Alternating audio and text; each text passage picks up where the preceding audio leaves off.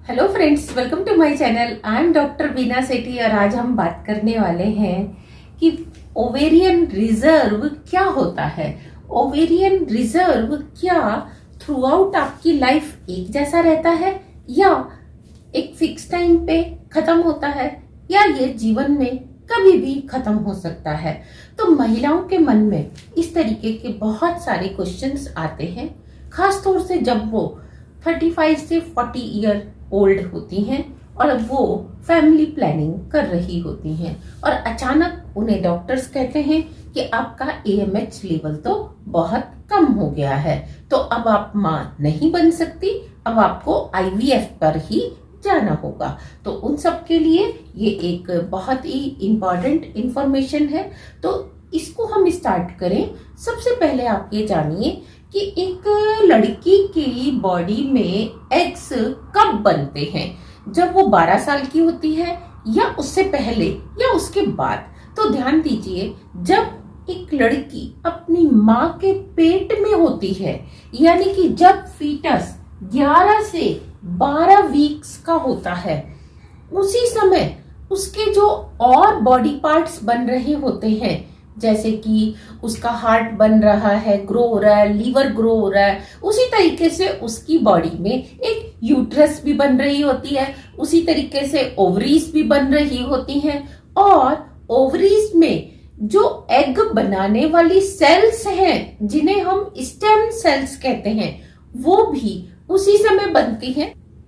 इसी तरीके से टीथ पैदा होने के बाद आते हैं, लेकिन आपको हैरानी होगी कि टीथ की भी जो स्टेम सेल्स हैं, यानी कि जड़ वाली जो सेल्स हैं, रूट सेल्स, वो मदर के पेट में ही बन जाती हैं। तो ऐसे ही आप जानते हैं कि आपकी ये जो 2 ओवरीज हैं और जो यूट्रस से जुड़ी हुई हैं, ये दोनों ओवरीज भी एक लड़की की तभी बन जाती है जब वो अपनी माँ के पेट में होती है और जब वो 11 से 12 वीक का फीटस होता है। आप समझिए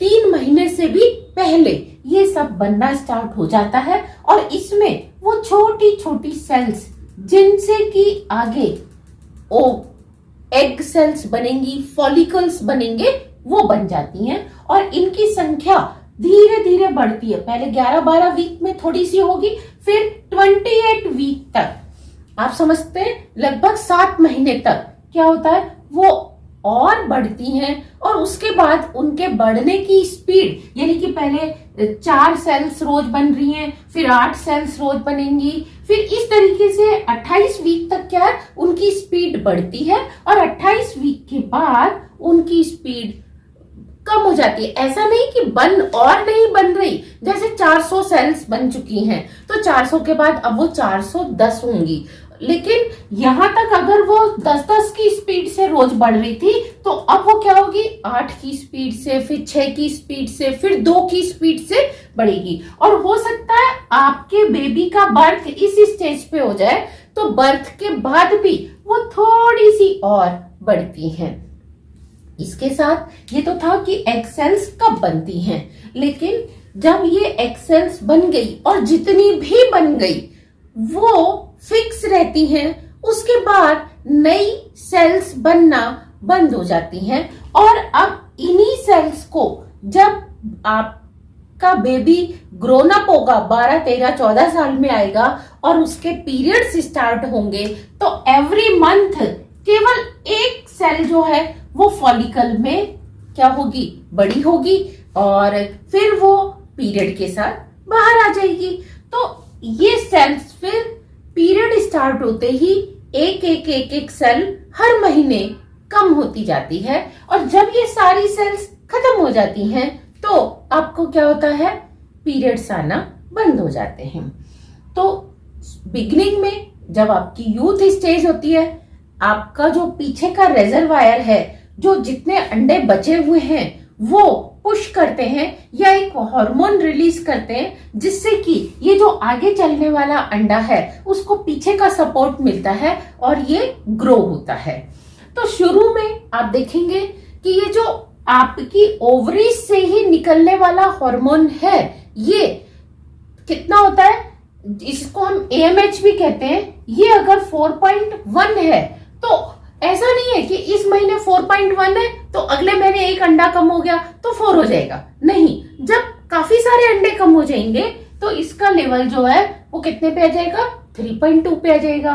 फिर जब और अंडे कम हो जाएंगे तो 2.5 पे आ जाएगा। इसके बीच में भी आ सकता है, ऐसा नहीं है। लेकिन जैसे जैसे आपकी 5-5, 6-6 साल, 4-4 साल उम्र बढ़ती जाती है, ये क्या होता है, घटता जाता है। लेकिन जैसे ही आपका लेवल 2 से नीचे आने लगता है तो आपको सजेशन दिया जाता है कि आप जल्दी से जल्दी अपनी फैमिली को प्लान कर लीजिए।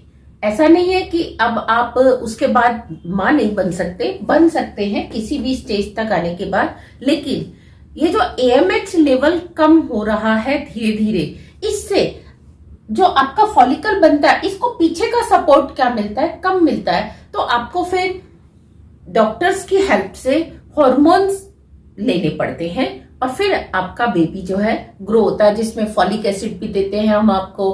फॉलिक एसिड कोई हार्मोन नहीं है, ये विटामिन है, लेकिन आपको फिर जो आर्टिफिशियल सप्लीमेंट्स हैं उनकी भी हेल्प लेनी पड़ती है। जिस दिन ये सारा खत्म हो जाता है या जब खत्म होने पे आता है तो ऐसा नहीं होता कि दोनों ओवरीज जो है एक साथ काम करना बंद कर दें। जैसे आप देखते हैं आपके राइट हैंड की और लेफ्ट हैंड की पावर क्या है, अलग अलग है। आप लेफ्ट हैंड से जितना वेट उठा सकते हैं, हो सकता है राइट हैंड से उतना वेट ना उठा पाए, कम या ज्यादा उठा पाए।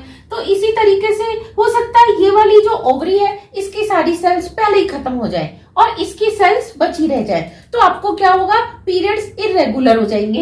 एक महीना जब इसकी टर्न है तो पीरियड नहीं आएंगे और जब इसकी टर्न है तो पीरियड आ जाएंगे और फिर धीरे धीरे इसके भी खत्म होने लगेंगे। तो हो सकता है 3-3, 4-4 महीने तक आपको पीरियड्स ना आए।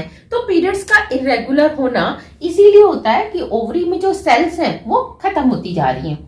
जनरली ये देखा गया है कि जब तक एक एवरेज लेडी 50 साल की होती है तो उसकी ये सारी सेल्स जो है खत्म होने पे आ जाती है। AMH लेवल 0.67 या उससे भी नीचे आ जाता है। और कुछ लेडीज का इसके बाद भी चलता रहता है, लेकिन दिक्कत इनके साथ होती है जिनकी की एज अभी समझ लीजिए 35 और 50 के बीच में है और उनका AMH लेवल जो है वो कम हो गया है।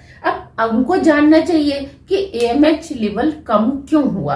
उसमें एक रीजन जो ज्यादातर लोग कहते हैं जेनेटिक्स, कि आपके अगर मदर की सिस्टर को या ग्रैंड मदर को इस तरीके का हुआ है तो आपको भी होने के चांस ज्यादा है कि आपका भी जो प्री मैच्योर इनसफिशिएंसी है, यानी कि जो मेनोपॉज है वो जल्दी हो रहा है, तो वो जेनेटिक रीजन हो। तो इसमें आप देखिए फर्स्ट जनरेशन में कि आपकी सिस्टर को भी ऐसा हुआ है तो आपको होने के चांस भी ज्यादा है और आपकी मदर को भी हुआ है तो आपके होने के चांस क्या है, ज्यादा है। तो इसमें अगर फर्स्ट जनरेशन से हम बात करें तो आप और लेडीज के कंपैरिजन में, यानी कि जिसकी फैमिली में हिस्ट्री नहीं है उनके कंपैरिजन में आप 18 गुना ज्यादा इस प्री मैच्योर इनसफिशिएंसी को फेस कर सकती हैं। और अगर आपकी सेकंड जनरेशन यानी कि आपकी ग्रैंड मदर को भी हुआ है तो उस केस में केवल ये 4% ही रह जाता है कि उनके तुलना में आप 4 टाइम ज्यादा जो है, जिनकी कोई हिस्ट्री नहीं है, जिनकी फैमिली में किसी को भी अर्ली मेनोपॉज नहीं हुआ, उनसे आप 4 टाइम ज्यादा हो सकती हैं। और अगर आपकी थर्ड जनरेशन में है तो आप क्या होती है, 2.5 टाइम ज्यादा जल्दी मेनोपॉज को फेस कर सकती हैं।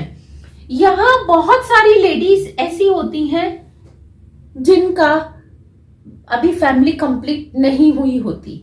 अगर उनकी फैमिली कंप्लीट पहले हो चुकी है तो उन्हें पता भी नहीं चलता और उन्हें इसका इफेक्ट भी नहीं पड़ता।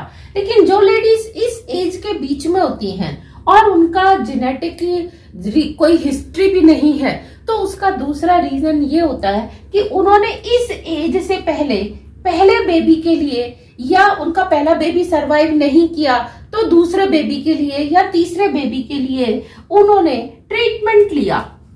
और ट्रीटमेंट लेने में क्या हुआ कि हर मंथ में एक सेल की जगह कई सारी सेल्स को मैच्योर किया गया।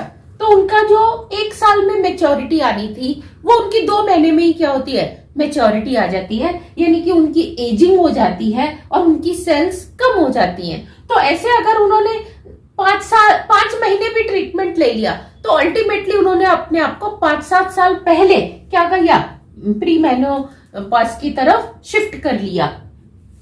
तो ऐसे केसेस में आपको डरना बिल्कुल नहीं है। अगर आपका AMH लेवल 0.5 तक भी आ रहा है तो भी आप कंसीव कर सकते हैं, और ऐसा नहीं है कि अगले महीने ही ये 0 हो जाएगा, नहीं, अभी भी आपके पास कुछ टाइम है। वो 2 महीने भी हो सकते हैं, 6 महीने भी हो सकते हैं, 12 महीने भी हो सकते हैं।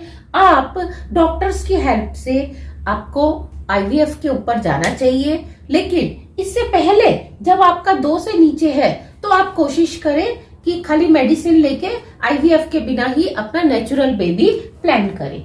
दूसरा एक होता है FSH लेवल। AMH लेवल तो हुआ जो कि ओवरीज में बन रहा था। FSH लेवल आपकी पिट्यूटरी ग्लैंड जो कि आपके ब्रेन के पास होती है उसमें से रिलीज होता है, और ये हार्मोन जो है वो आपके यंग एज में तो कम होता है क्योंकि ये अपने आप प्रोसेस चल रहा होता है, लेकिन जब आप जैसे जैसे आपकी एजिंग होती है ये हार्मोन क्या होता है, AMH लेवल आपका कम होता है तो FSH लेवल जो है आपका बढ़ने लगता है, क्योंकि आप इसकी सपोर्ट से क्या होता है, फॉलिकल्स का बनना होता है। तो आप अगर इनफर्टिलिटी को फेस कर रहे हैं, आप कंसीव नहीं कर पा रहे, तो डॉक्टर दोनों की हेल्प से AMH या FSH दोनों की हेल्प से पता लगा सकते हैं कि आपको अब किस ट्रीटमेंट की जरूरत है, या आपका कितना रिजर्वायर जो है पीछे वो बचा हुआ है, स्टॉक में कितने अभी अंडे बाकी हैं।